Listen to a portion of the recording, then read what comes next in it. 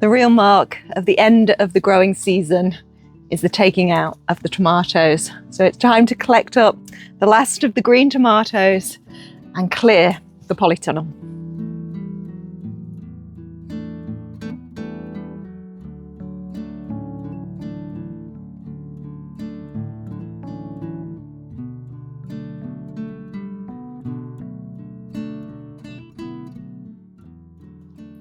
Now, it was my intention just to pick the ones that were blushing and colouring up, but I've ended up picking most of the green tomatoes as well. Anything that was kind of shiny has a good chance of ripening, so I've picked those, but the rest will go in the compost heap. I've also been round, I've got a few more gherkins, got a lovely leek. I have picked one more loofah because it's starting to mould a little bit. And then I've done what I think will probably be the last of the peppers. But the peppers have done well this year. I've been pretty pleased with those.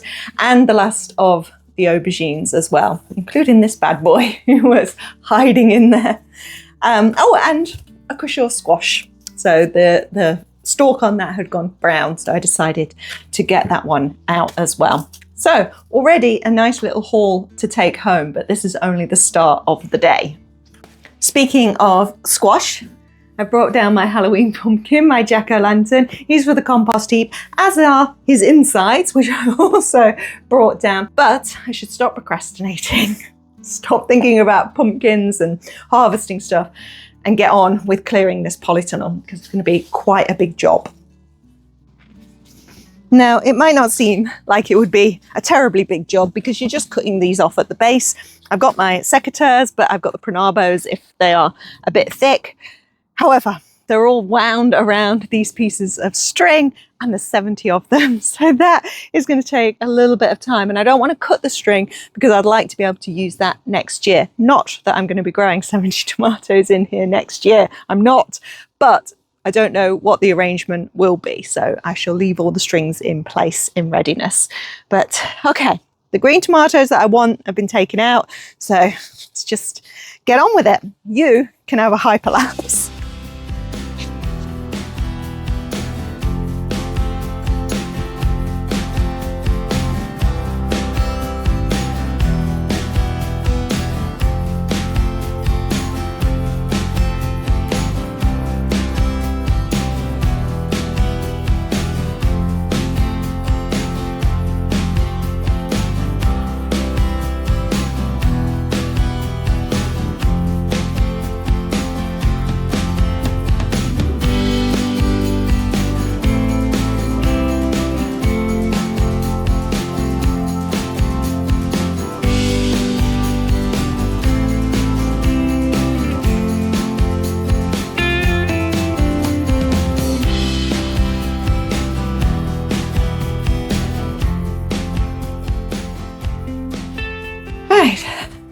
Halfway there, but I'm pausing because I've got hungry, and what I've got for lunch this week is pumpkin soup, of course. Oh, this is pumpkin, tomato, of course, and red Thai curry.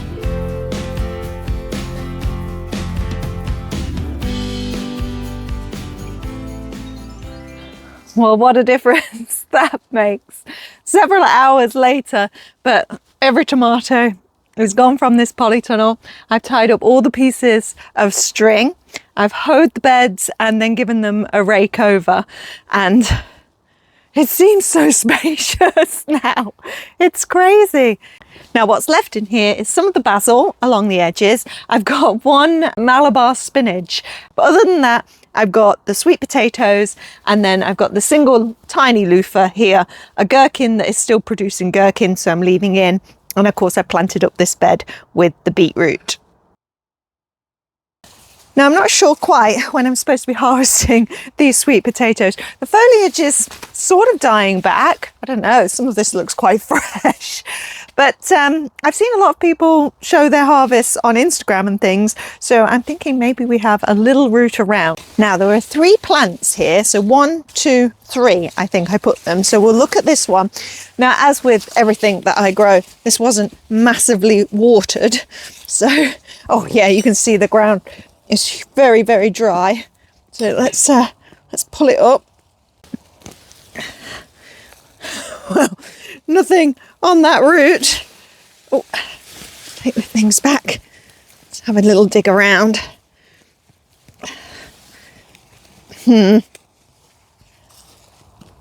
Well, there's root with some kind of thin tubers on, but that's not going to make a potato. Come on, let's have 1 potato. Well, this doesn't look very promising, so I'm just going to take it all out. Come on.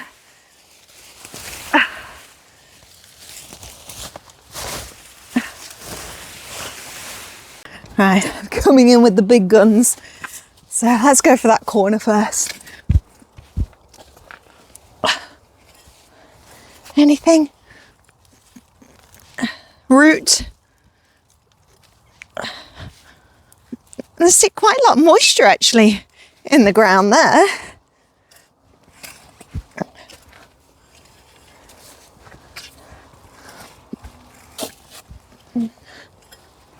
No.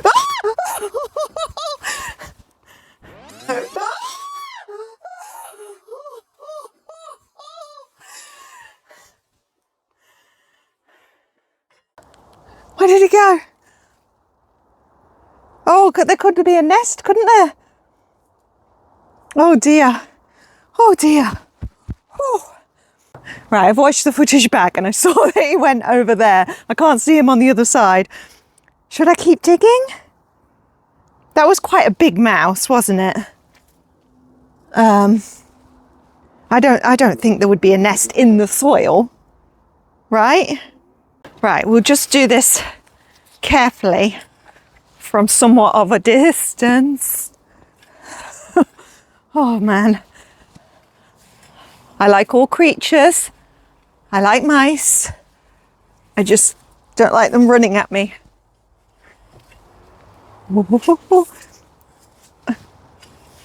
There does not seem to be sweet potatoes. Anyway, maybe the mouse ate all the sweet potatoes.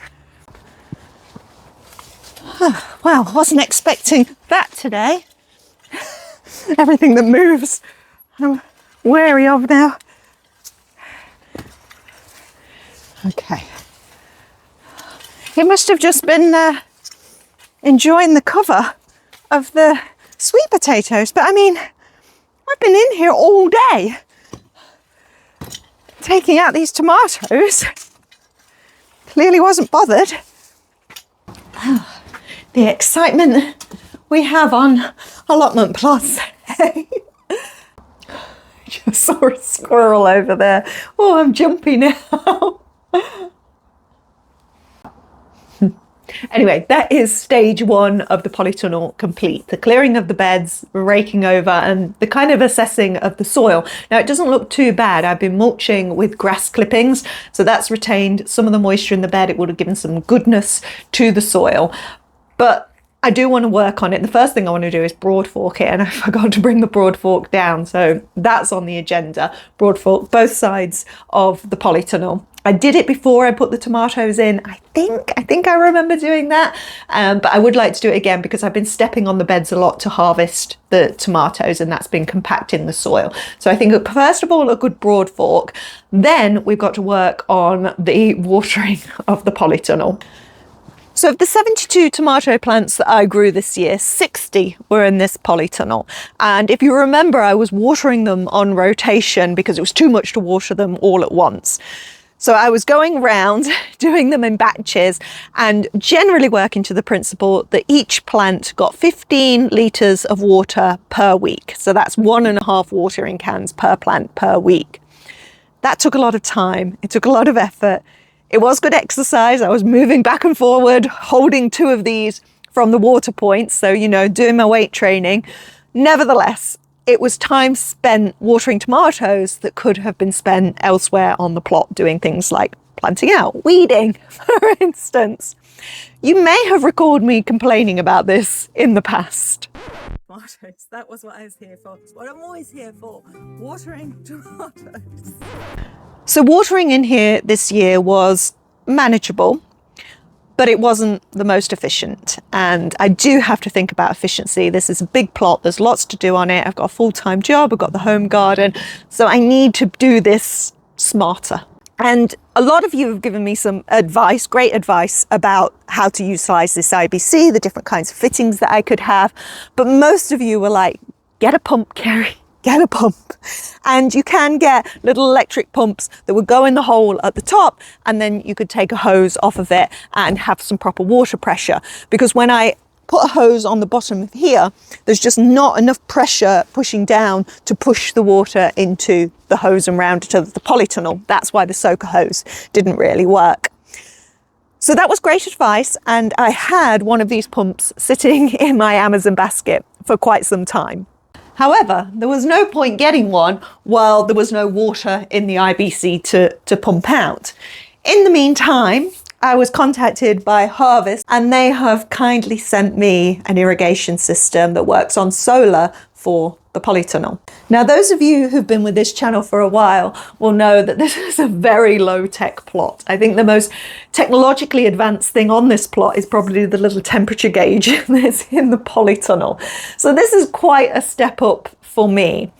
But when HARVST contacted me about this system and I was looking into it, I just couldn't argue with the fact that it would completely transform the way that I run this plot and how efficiently I can do that. When I think back to the summer, I was mostly coming here to water those tomatoes. So every time I was coming down here, that was primarily what I was doing. So that is the next stage of the polytunnel transformation. Then we've got to get our winter crops in, but we are losing light and I'm getting a little bit cold. So I think I'm going to head home and we'll pick this up tomorrow.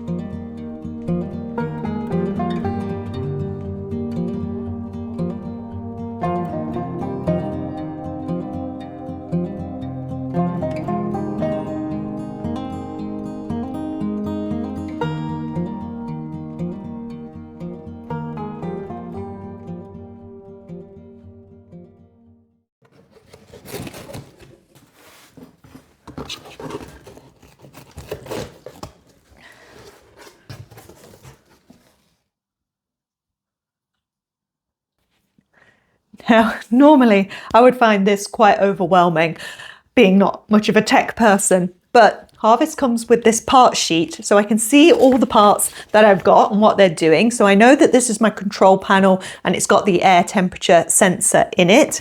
Obviously this is the pump, and then I've got the solar panel here. There's various fixtures and fittings, but over here what you've got is the option either to have sprayers that go along the top of the polytunnel, I think there's 40 of those, or you can drip feed individual plants along the ground of the polytunnel. I think you can feed up to 120 plants with this particular system. So it looks like there's everything here. I shall now pack it back up. Oh, and the hoses. So I've got 2 hoses here because you have 2 distribution areas. So in this case, it'll be either side of the polytunnel, and I could have one of those set up as spray and one set up as drip. I think I'm leaning towards drip for the whole of the polytunnel though. But as I was saying, looks like everything's here. So I'm going to get it packed back up, take it down to the plot, and let's see if we can set this bad boy up. Oh, there's a cat back there. Can you see it? There it is. I have just arrived at the plot and I have a boot full of stuff. So I brought obviously the HARVST system down, but I also got some cheap compost in the week. So I've brought that down to do the polytunnel raised beds, and then the church rang and the grass clippings were ready. My aunt rang and the rabbit bedding stuff was ready. So yeah, I've packed the car, which means I couldn't bring the broad fork down, but I'm thinking it's probably best to put the HARVST system in first, then work on the beds, because obviously I might be walking on the beds while I'm putting that in. I'm going to try and do as much as I can myself this morning and hope that Mark arrives sometime this afternoon to help me out, because I've been watching the videos and it all seems pretty straightforward for somebody with this kind of mindset. It'll be very interesting to see if it ends up being straightforward for me. Anyway, let's get everything out of the car to start with. So I've just unloaded the car, and this is 100% procrastination, but the sun is out and it's just so lovely, and I thought, well, I'll just take a wander around the plot and see what's going on. And there is so much going on, and I just went into the greenhouse to pick up the phone and I had this big smile on my face. So I thought I'm going to come out and show you all of this stuff first. But yeah, absolutely, it's procrastination. I am putting off what I need to be doing because I'm scared, but we'll get there. So the first thing is over here, and it's not the ochre, though look at it. It hasn't flowered this year, but it's certainly looking very, very lush, and it's in that bed as well with the straw flowers there, which, although are a little bit sad now, still loads of colour. But the thing that I noticed were these. These are 2 carrots that have not bolted like these ones. They're down by these beetroot that I put in. So shall we harvest those? There we go, Spanish black carrots. Oh, it smells so carroty. Right, what else was that? Right, where I was putting the compost. So I stacked it all there. There's the grass clippings. Look at these beds though. They're so full. Remember, that was meant to be the nursery bed, and now everything is just kind of growing in it. But the thing I wanted to show you, and I know I showed you this briefly last week, but there are so many more flowers on the mashua now. And they're really beautiful. Look how they kind of come out from the foliage. Oh, hello. I didn't see you there. Are you the same cat that we just saw in the car? Hello. The allotment cats always run away from me. Why are you sitting here? Is it because this thing's living in these compost heaps? Maybe. Let's see if he'll let me cuddle it. Hello, little cat. Hello. No, you don't need to be scared. Hello. Here we go. Here we go. Yeah, don't bite me. There we go. Isn't that nice? You've got a collar on. Shall we find out what your name is? What's your name? Oh, where are you going? Where are you going? You're hiding. Here we go. Oh, run away. Don't run away. Cat. Gone. Too needy. They can smell it on me. Right, what was I down here to talk about? The mashua. Yes, really pleased that that is flowering. And look, there's loads of growth down here. So let's hope we've got some tubers. Now, everywhere that I put the green manure, it is coming up like billio. And to me, that looks like mustard.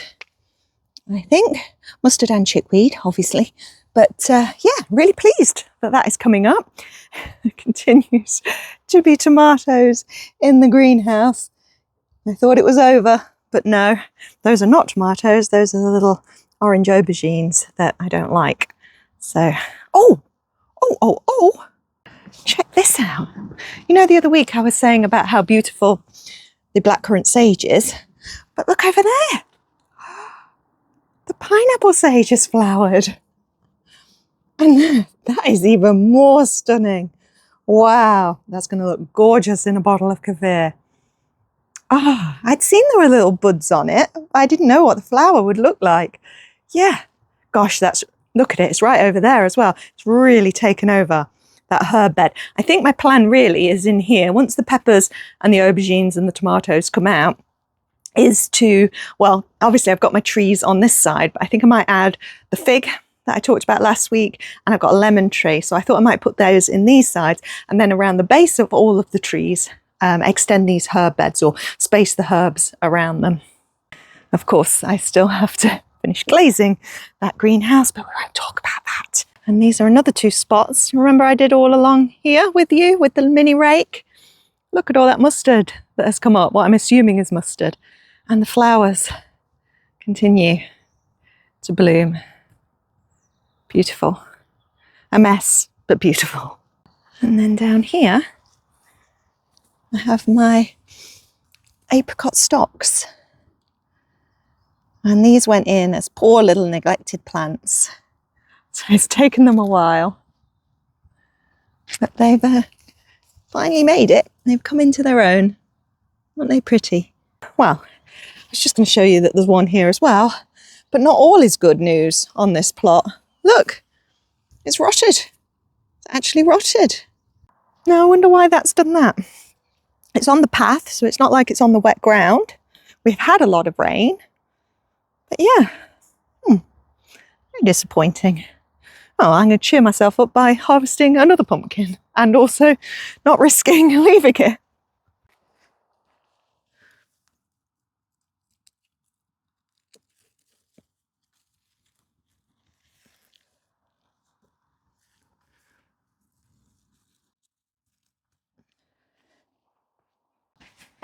Right, giving it a little wash. What a lovely pumpkin. That's the Rouge Ouf de Trompe. Yeah, really like the look of that one. If you're wondering where Dorie is, she's out with her cousins and my cousins. They've gone to Thornton Reservoir for a nice walk. So that was good because it saved me a job this morning. Didn't have to walk the dog. So it gives me more time down here, she says, continuing to procrastinate by now having hot chocolate.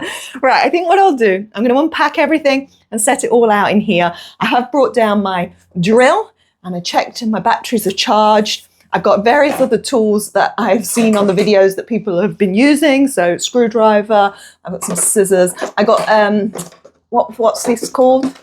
One of those. Apparently that's useful for when you're fixing the solar panel. But I don't know what that is called. It tells you everything you need to know. It's not a spanner, is it? Wrench? Yeah, this is going to be fun, isn't it?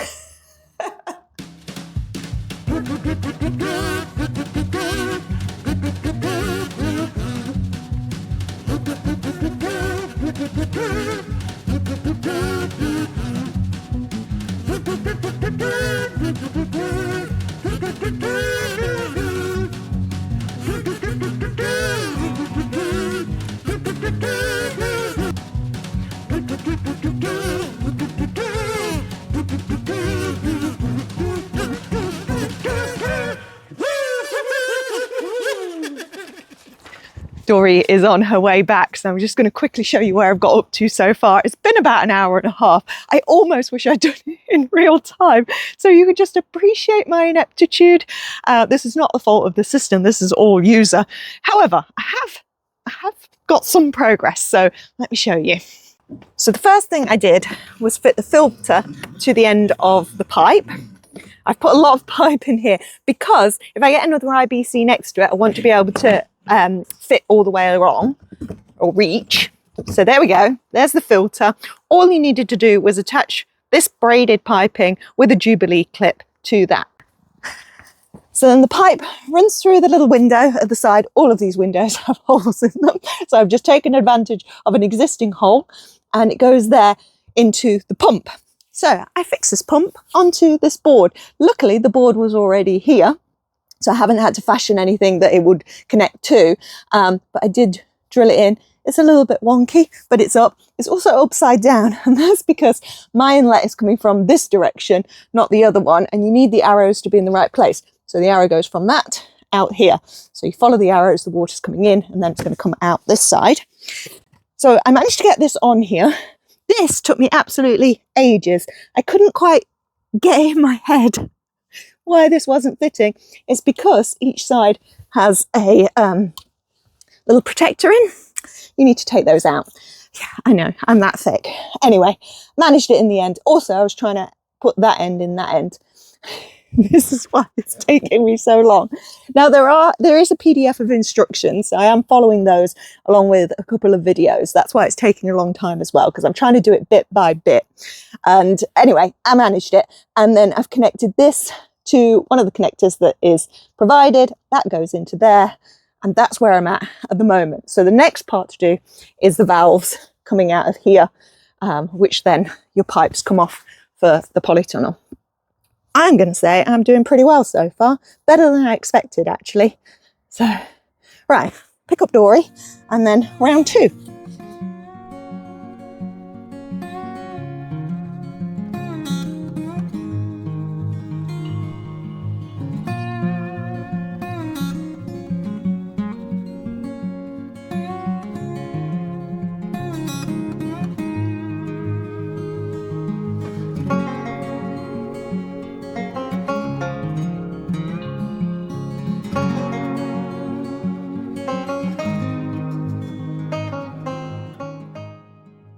Rapidly losing light now, so I think I'm going to call it done for today, but we are almost there.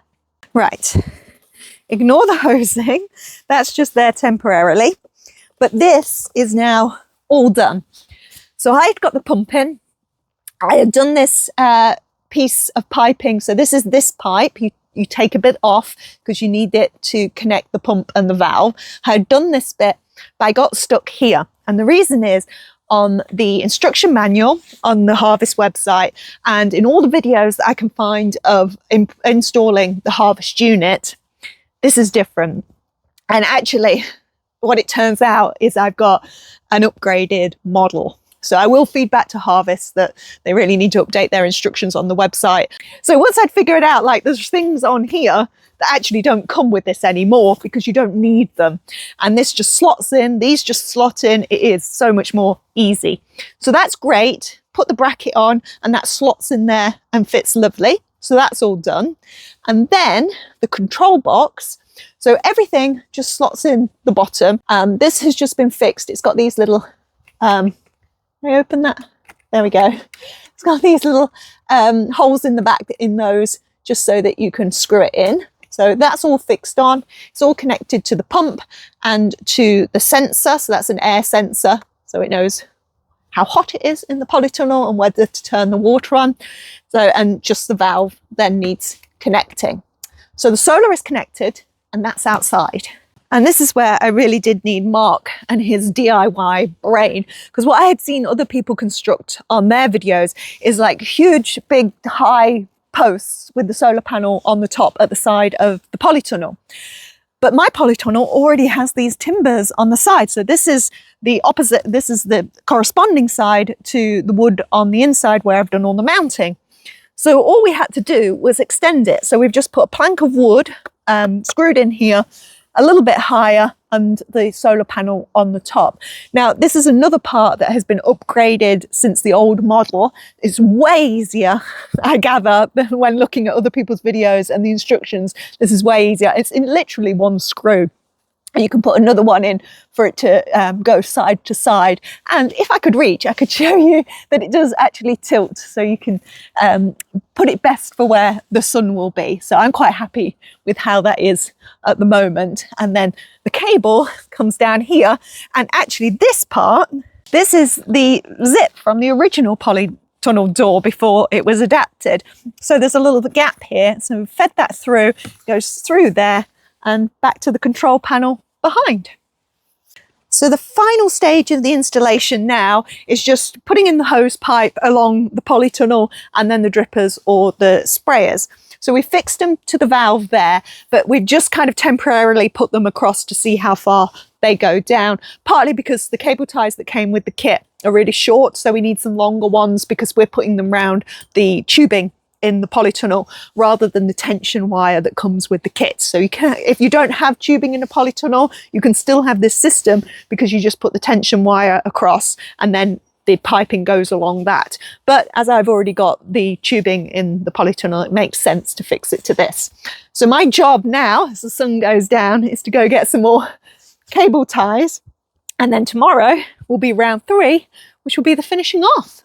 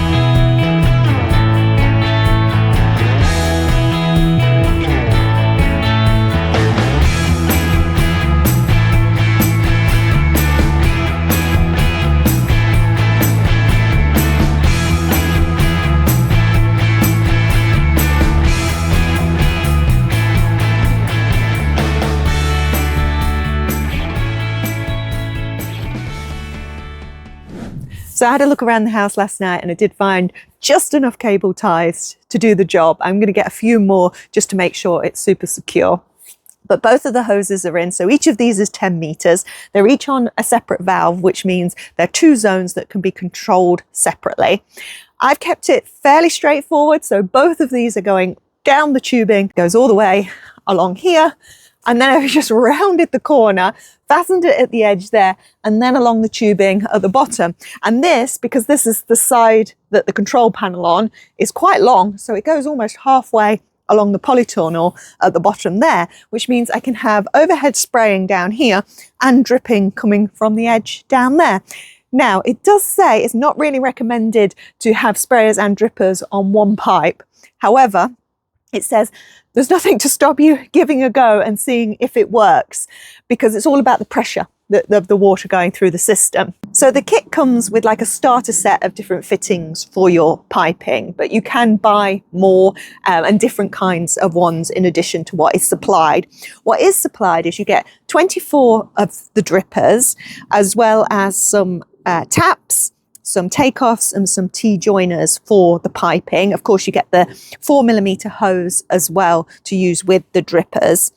And then in terms of the sprayers, you get a 360 sprayer that can do up to 1 meter squared and a 180 sprayer as well. So you get 10 each of those. And you also get this little hole punch, which is to make the holes in the piping. Now, the most straightforward to do of these is the sprayers. So that's what I'm going to go with. But also, and I think I said earlier in the video that I was very keen on the drippers, but that's when I was still thinking about my tomatoes in here. And indeed, in the summer, it would be really good to have a dripper feeding each tomato plant. But for the winter, I'm just going to have winter crops, like winter greens, along these beds. So a sprayer should work absolutely fine for that. So this is the scary moment. I'm about to make holes in this piping and put in some of these fittings. Right, so this is my first cable tie on this side, but I think I can probably put another cable tie in there without getting any kinking. So I think I might put my first one here. Here we go. Oh, you need some force. There we go. Has that gone through? Oh, there we go. So you have to push it all the way. Right, let's get a fitting. So that is a 180 one, which has the solid bit at the back. Right, and then it's got a thread on there and you just wind it in. There we go. And oh, it's facing the right way because I want the spray to go that way. Okay, first one in. So if I put one in the middle of each of the bars, that should be the right spacing. Oh, there we go.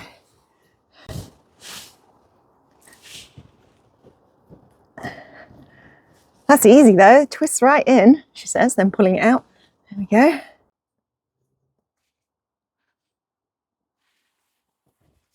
The sun is really trying to charge the battery, but it's still on blue, so it's still charging. I've got to wait till it turns green to put it on. But there's plenty to do today, so we'll see if by the end of the day it's fully charged and we can give it a run through.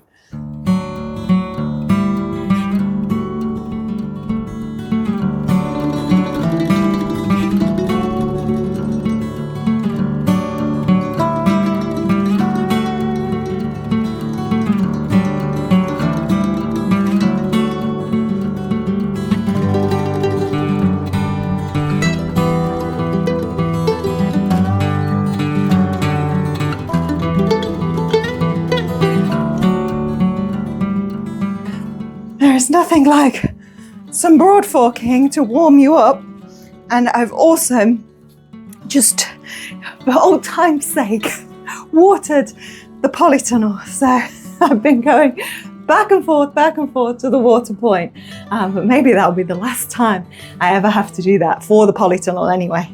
So I think I need a rest now. And we're still charging, but there's things to sow now into the polytunnel. Plus I've got to put the compost mulch on. So we're not quite there yet, but we're almost there.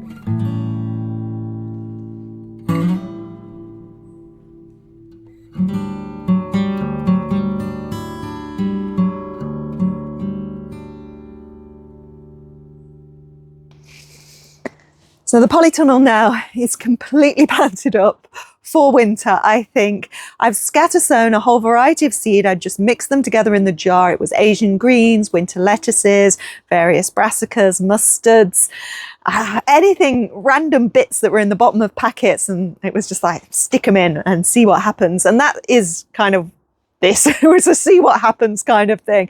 It may be that we just get a little bit of growth and we've got some baby leaves. It might be that we have a wonderful full polytunnel like we did last year. we shall see what happens, what comes up, because this has obviously gone down very late. However, to balance that, I have been round and found any poor sad brassica that was left in a cell is now in the ground in here, much like last year, including some of the ones from the nursery bed that I mentioned earlier. And it's fascinating to see the differences between the brassicas that were put into the nursery bed and those that were left in cells. It's night and day, and it's really taught me a bit of a lesson about using nursery beds and generally direct sowing, which I've done a lot more of this year than I have in the past. But that's it. The polytunnel is done. The very last thing now is to test the irrigation. Now you can see on the system the lights have gone out. The battery is fully charged and ready to go. So I just need to press the power on. And now that flashing blue light means it's sending out a weak Wi-Fi signal that connects to my phone so I can control the irrigation system from an app on my phone.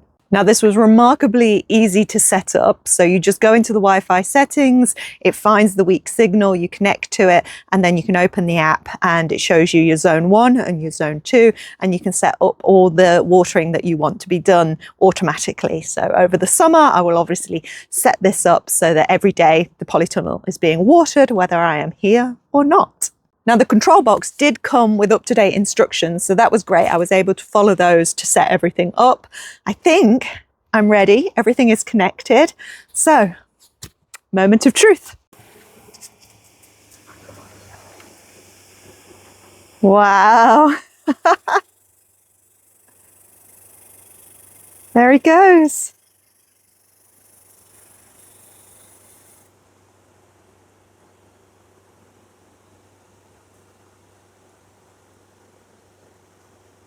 So see how it's only doing zone 1, zone 2, nothing happening. So you can water them separately. There we go, all done. And now there goes zone 2.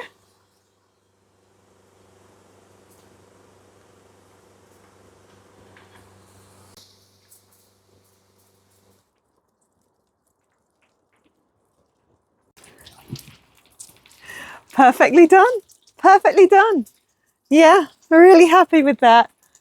So I've only had the sprayers on, I haven't connected drippers to the side. And the only reason really that I've taken that piping down the sides and along the bottoms to put the drippers is because there was that length of pipe and I didn't want to cut it because I can change the configuration of this. So for instance, when the tomatoes come in next year and I want drippers, I might take the whole level of the tubing down so the drippers can come off the side and go around the back of the polytunnel. But yeah, there's lots of flexibility with this system. It's not only for polytunnels, you can also use it for greenhouses, and if you're at home you've got an option to be on mains as well, so you don't need the solar. But yeah, I couldn't be more happy with that then, really. Well, what a busy time. After having a whole video about taking things easy, it might seem a little bit ironic or even disingenuous to have done a video like this where clearly I've been hard at work. What I would say is that although on the video this might look like I've done it in sort of one whole lot, this has been spread over a couple of weeks. And the other thing that I would say is that this is about future-proofing. This is about making things easier next year. For the winter, I'm not going to put the system on timer because I'm not going to need frequent... Come on then. Come on then. So yes, I won't be putting it on timer over winter because obviously it's not really needed at this time of year. So when I come down here and those brassicas need watering, I shall just do the override. But I'm so pleased that it all works and that I pretty much did it all by myself. I did have a little bit of help from Mark, but if the instructions had been the correct ones, I think I probably would have been able to do the majority of that myself. And if I can do it, anybody can do it. But HARVST have been in touch and they have said it should have come with hard copy instructions in the box. So that had been left out, and they are going to look at updating the instructions on the website and videos so that they reflect the new model, which is great.